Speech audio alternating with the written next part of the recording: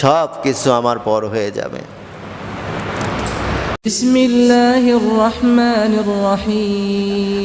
আল্লাহ পাক বলছেন, কুল ইয়াতাওয়াফাকুম মালাকুল মাউতিল্লাযী ওয়াক্কিলা বিকুম সুম্মা ইলা রাব্বিকুম তুরজাউন। পৃথিবীর যে প্রান্তে থাকি না কেন আমাকে পাকড়াও করে ধরা হবে। যদি আমি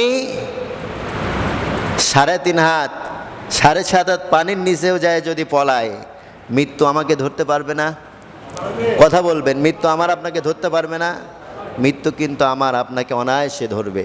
এই মৃত্যু থেকে বাঁচার জন্য কোনো বুদ্ধি আছে?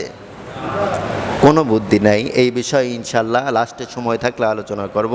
তো গত জুম্মায় যে আলোচনা রেখেছিলাম যে ইন্নামাল মুমিনুনা আল্লাযীনা আমানু বিল্লাহি ওয়া রাসূলিহি সুম্মা লাম ইয়ারতাবু ওয়া জাহাদু বিআমওয়ালিহিম ওয়া আনফুসিহিম ফি সাবিলিল্লাহ উলাইকা হুমুস সাদিকুন। ইমানের দাবিতে সত্যবাদী কারা? খুব খেয়াল করে বুঝবেন, ইমানের দাবিতে সত্যবাদী কারা? আমি যদি বলি যে আমি হাফেজ হয়েছি, আলেম হয়েছি, আমি ইমানদার, হইব?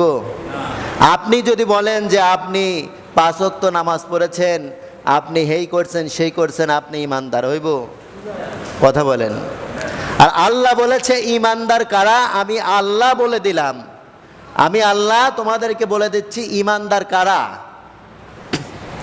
ইন্নামাল মুমিনুনা আল্লাযীনা আমানু, যারা আল্লাহর প্রতি ঈমান আনছে, আল্লাহর প্রতি ঈমান এনেছে, বিল্লাহি ওয়া রাসূলি, রাসূলের প্রতি ঈমান আনছে, সুম্মা লাম ইয়ারতাবু, কোনো সন্দেহ করে নাই, বিন্দু পরিমাণ অন্তরের মধ্যে কোনো সন্দেহ করে নাই, ওয়া জাহাদু, জান দ্বারা, বিআমওয়ালিহিম, মাল দ্বারা, ফি সাবিলিল্লাহ, আল্লাহর রাস্তায় বিলীন করে দিয়েছে, জিহাদ করে বিলীন করে দিয়েছে জান এবং মাল।